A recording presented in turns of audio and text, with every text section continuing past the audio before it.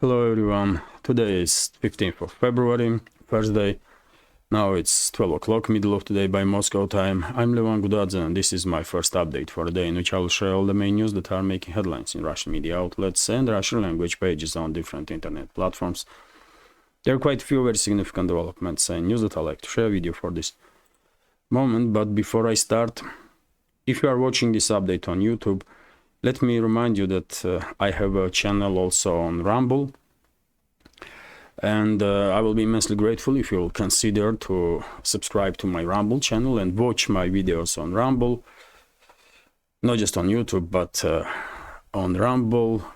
And I have a good reason to ask you so, because YouTube's algorithm is broken. YouTube is not really showing your views, not really counts your views, and to give you some proof of it, I made this screenshot, by the way, yesterday, for example, after I uploaded headlines, and as you can see on this screenshot, after 37 minutes, and this is YouTube's own statistics, and this clearly highlights how broken YouTube's algorithm is and how aggressive towards the channels that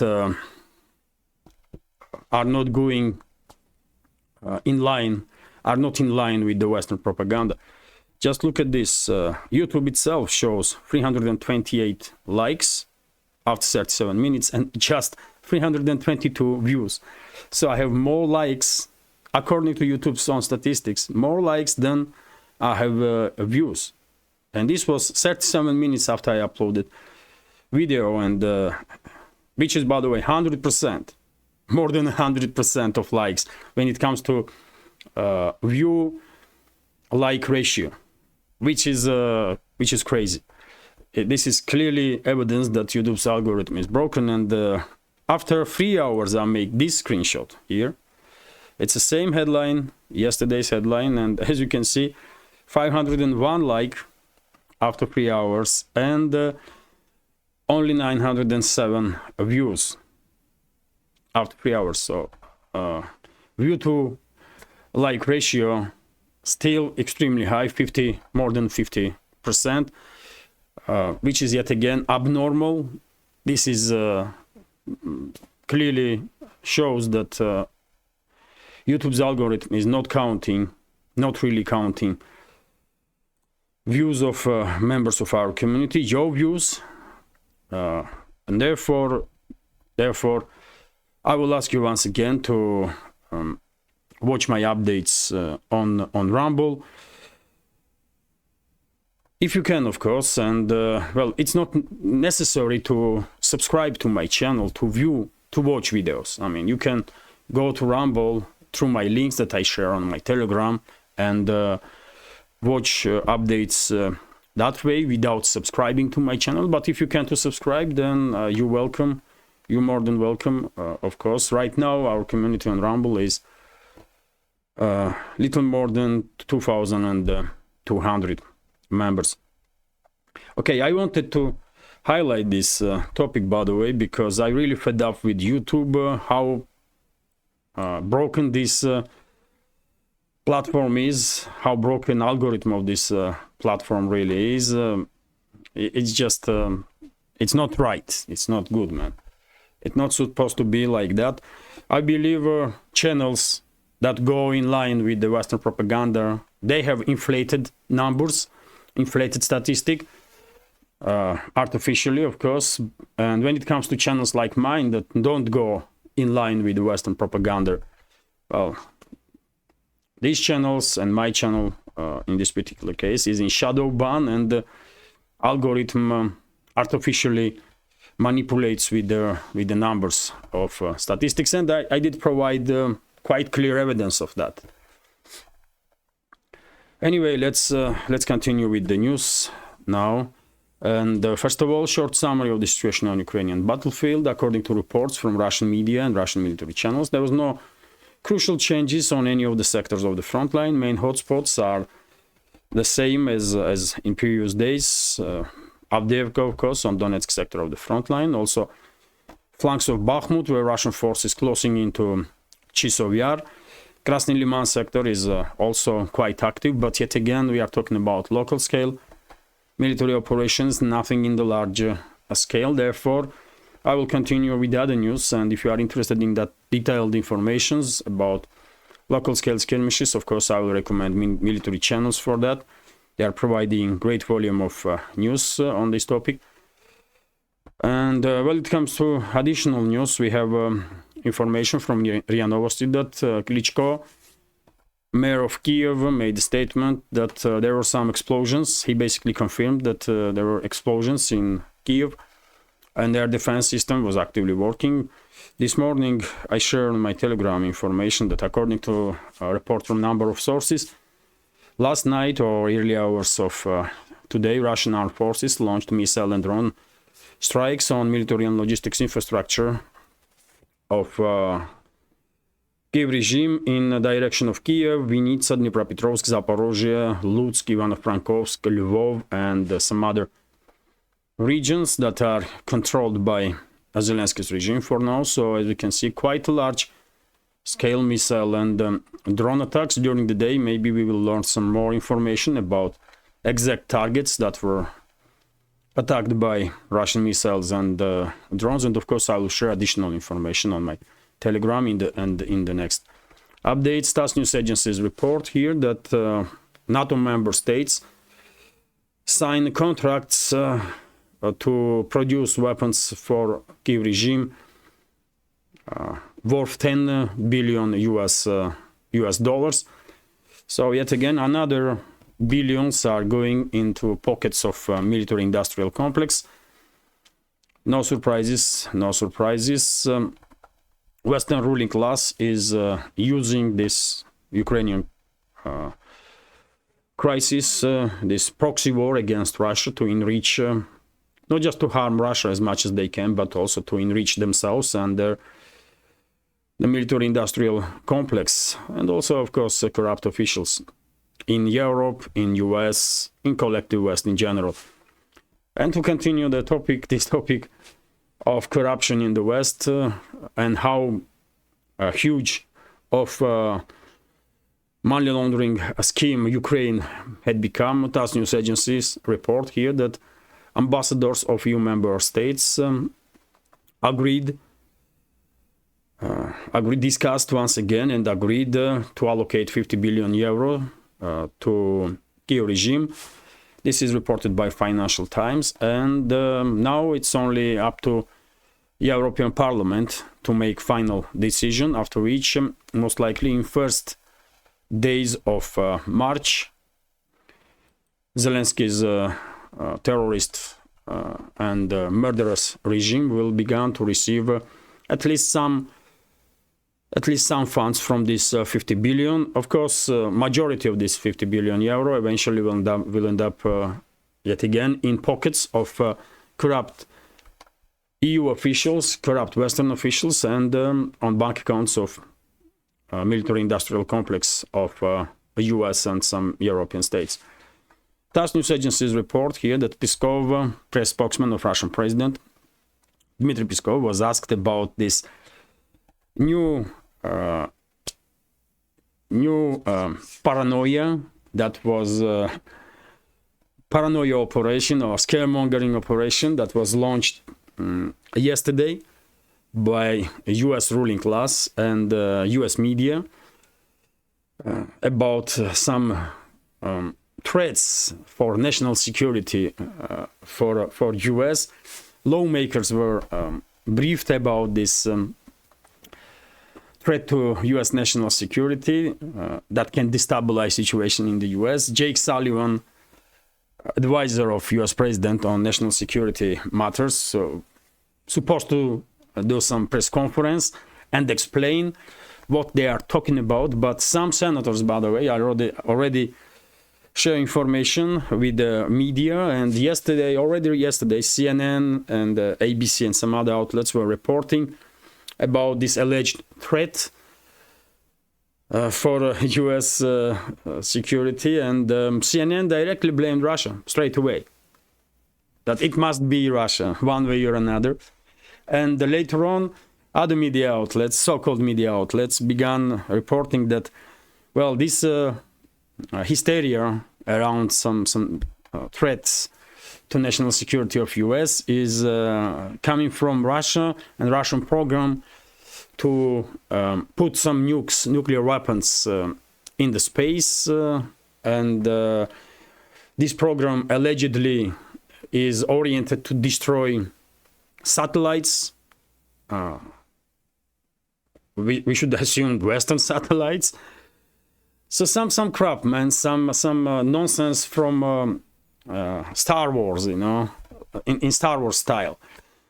And Pisco was asked about it, and Pisco commented that this is yet another attempt of Washington, Biden's administration, to basically put some pressure on House Republicans to vote for this initiated by Biden so-called security aid package, which includes 60 billion for Kyiv regime, some 14 billion for Israel, 14 or 17, and about 5 billion for Taiwan.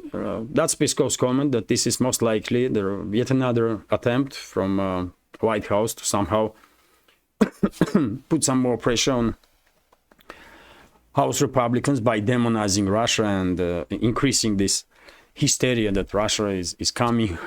Russia gonna attack, nukes are in space, nuclear weapons, and total nonsense, by the way. It's really difficult to comment seriously on this stuff. And yesterday during the live stream on my Rumble channel, and as many of you know, I have live streams on my Rumble channel every evening from Monday to Thursday or Friday with the Telegram Reports program. And I was asked yesterday about this new story in the West, and I answer exactly this way, as Pisco said today morning, that this is yet another attempt from Washington, from White House, to put some pressure on Republicans, House Republicans, and also, in my personal opinion, this is beginning of a new Russiagate. This is maybe beginning of new Russiagate, because neolibs, neocons, deep state, they see that this previous Russiagate was quite effective, and even though it was totally fake, many people not just believe in this fake news at the time that Trump was president. They still are believing. There are many people in the West and in the US that are believing right now, until now, that it was only because of Russia and Russia's interference in US internal policies that Trump became a president. That's how effective this propaganda of the neolibs and neocons and this deep state was with Russian mongering tactic, that some people still until now are believing in this nonsense, even though official institutions, man, FBI conducted investigations, and there was independent investigations also, and every single one concluded that this was a fake story from the beginning, by the way. Fake story in creation of which very same FBI were involved, FBI and CIA. And high-ranking former and current members of Democrat Party and state institutions in the US. It was totally fake stuff, but it worked. It worked then, and maybe it will work again. And that's why I think it is possible that we are witnessing creation, Russiagate 2.0 in the making. That's what this hysteria about the so-called threats on US are from outside. RIA Novosti's report, by the way, that US Congressman Mike Turner, head of Committee on Intelligence, called Biden to declassify information about this so-called threat to national security. I don't think this is going to happen.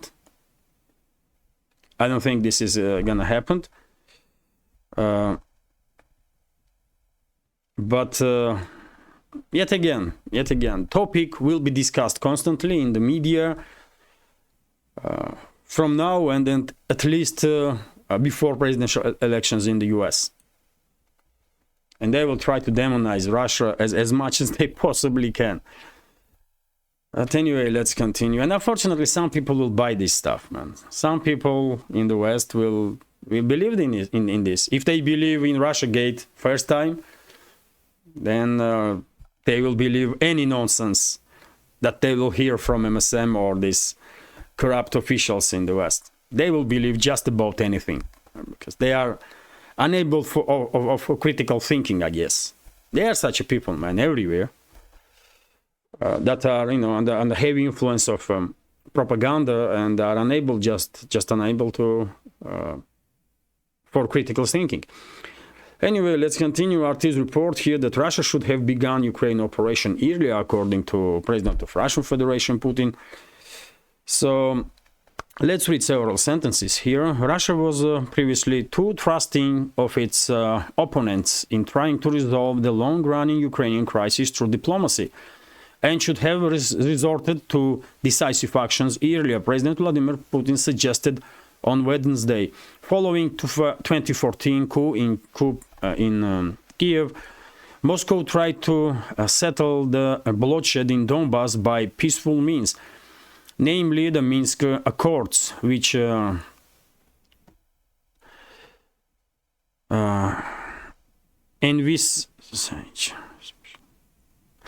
Minsk Accord that didn't work. Basically, Putin spoke about this with Pavel Zarubin, who is a journalist on first channel of Russian, first TV channel. I'm not quite sure because I don't watch TV, but anyway, the only thing we can regret is that we did not start our active actions earlier, believing that we were dealing with the decent people, the Russian leader stated during this conversation with Pavel Zarubin, this journalist from whatever Russian TV channel. Then let's continue. Russia cited the need to protect the people of Donbass from continued prosecution by Kiev as one of the major reasons for launching its military operation in February 2022. In the wake of 2014 Maidan coup, two former Ukrainian territories with a predominantly Russian-speaking population declared their independence from Kiev. Of course, we are talking about Donetsk People's Republic and Lugansk People's Republic. So basically, Putin, during this talk with Pavel Zarubin, once again acknowledged that he was mistaken, basically, or he was naive by trusting his Western colleagues. He acknowledged this previously, that he was a little too naive, that he trusted Western politicians, and he repeated this statement with during the talk with Zarubin, and well, it is what it is. I mean, I find it difficult to understand how anybody in Russian government could trust Western leaders. I would not trust them, ever. But yet again, I mean,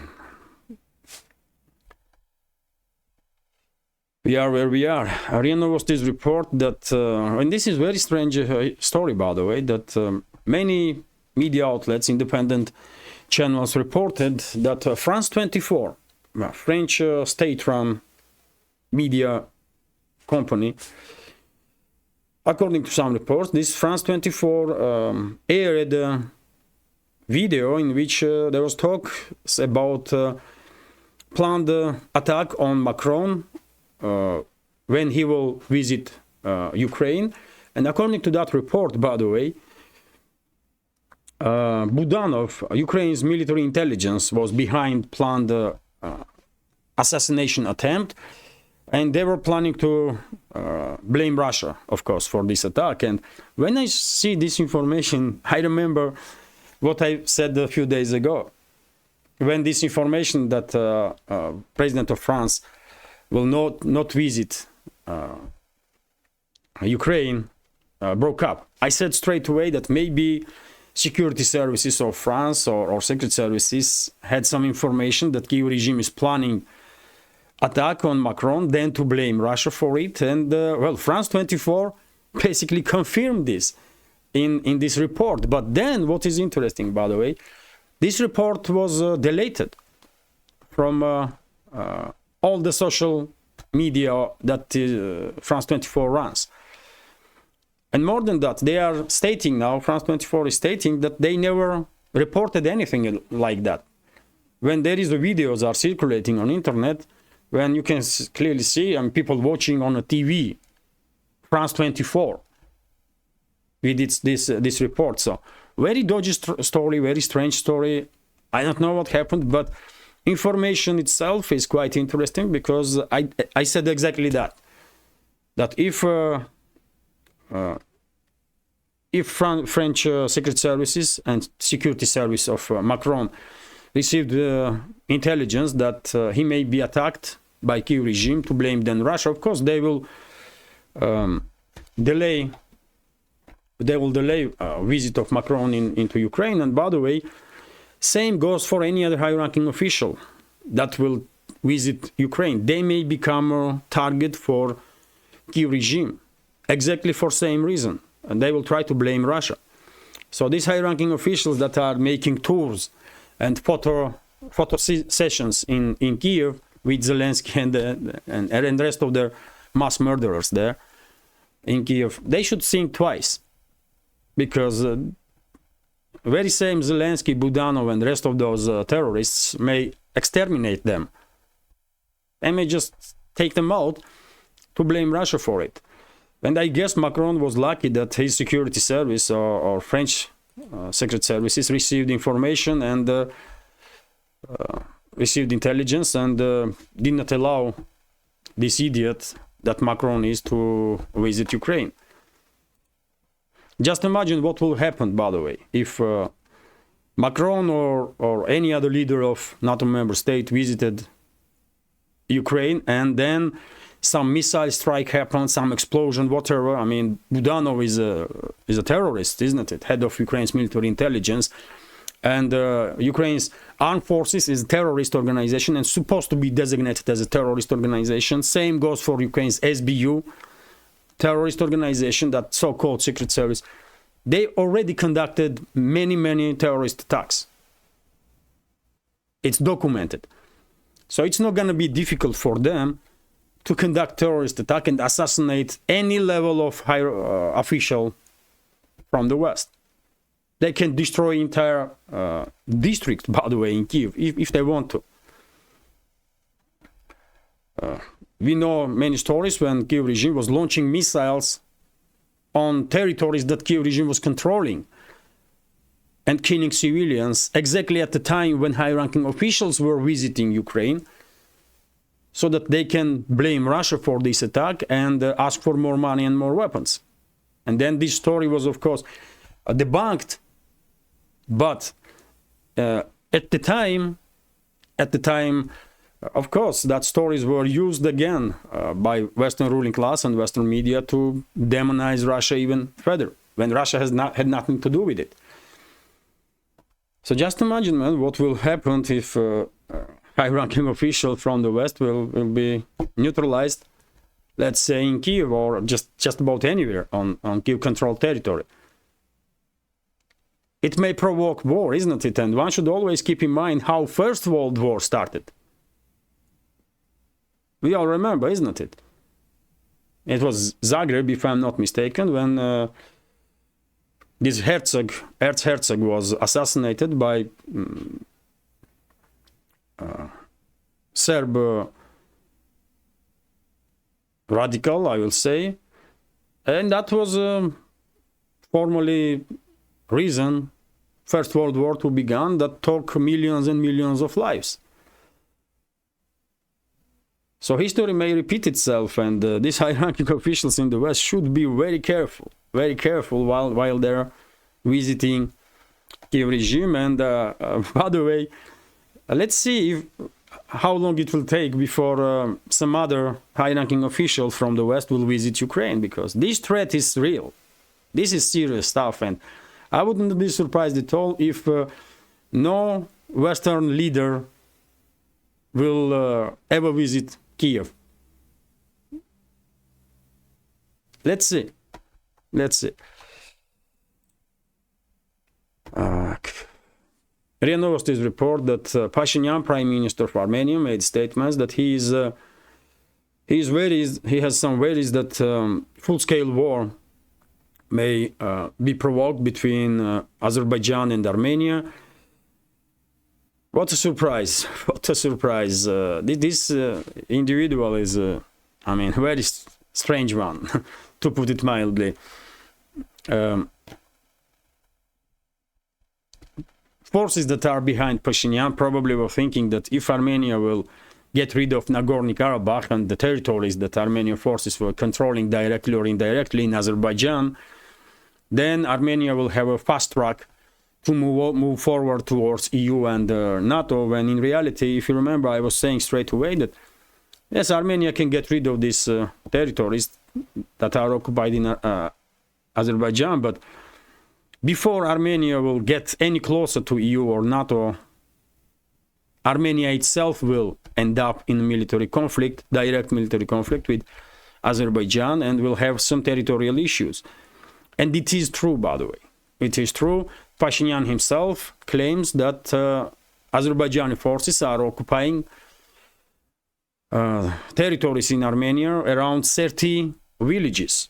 And even though he is proposing to Azerbaijani side to sign a demarcation, demilitarization agreement, and they recognize each other in borders that these republics were in Soviet Union, Azerbaijani side seems like not really keen to sign anything with Armenia, and I tell you why, by the way. I spoke about it quite often, but I will repeat, if I may, that look at this map. So this is Azerbaijan here. This area is Armenia, and this small territory is Nakhichevan Autonomous Republic.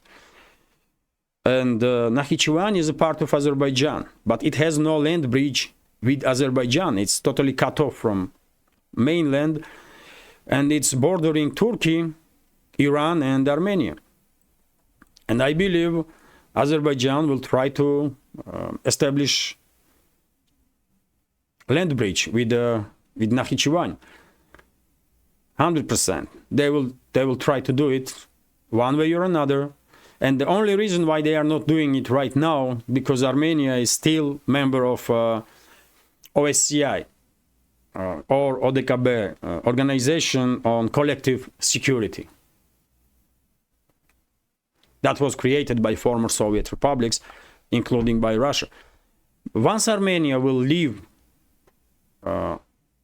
this organization of collective security, Azerbaijan will have a free hand to begin its military operation to establish land bridge with Nakhichevan. And that's what will happen. Well, I don't know if Pashinyan and his government realizing this, but that's a real situation on the ground. And yet again,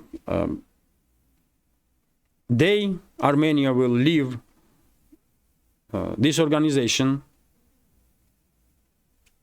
will be beginning of the end of territorial integrity of Armenia, because Azerbaijan will definitely use this opportunity to conduct military operations. Now, this organization, only reason why Baku is not as active as they, I guess, want to. And of course, when country has some territorial issues, and Armenia already has, according to Pashinyan, it cannot become a member of NATO. Simple. So maybe someday Armenian society will realize how big of mistake they did when they vote, when they support this creation of Soros funds, this creation of Western secret services that Pashinyan is. It will take time, most likely, but eventually Armenian society, in Armenia, by the way, will realize how big of mistake, strategic mistake they made by supporting Pashinyan.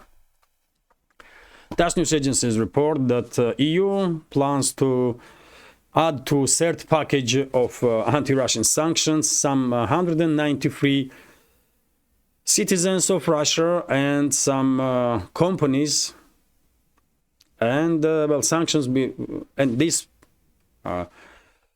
citizens and companies will be under sanctions also. And when I saw this information yesterday, I think to myself, you know what, it would be funny if one day EU will put sanctions on me also. Maybe too ambitious, but because of course nobody knows me, but it would be funny, man. It will be clear indicator that I'm doing something good. But well, it is what it is, and this is attitude, by the way, that we have towards these Western sanctions, man. We are just laughing at it. Okay, you're gonna put some sanctions, do it, man. Do it. Unbelievable, man. They are not learning, isn't it? Those Western so-called elites, they are incapable of learning anything. But it is what it is. And I will end this quite short update, if I may, right now. I hope you will find at least some news that I reported interesting and useful. And if so, please click that like button, leave some commentary just about anything, any topic you like. More likes and comments most likely will have some positive influence on algorithm and to promote channel little bit better and to reach wider audience. And for very same reason, if you can, please share links to my videos or my channel with your friends on any of the platforms that you are active. And if I may, I will remind you that if you can, please if you are watching this update usually on YouTube, please consider to watch my updates on Rumble. And well, what else? If you find this project, these channels with several programs interesting, useful, one that deserves to exist in this field of news and political commentary, please consider to support my work with small donations through PayPal, Buy Me a Coffee, or by subscribing to my Patreon page. You can see all the links on this video in description box or in the pinned comment. This is it for now. Have a great day and take care.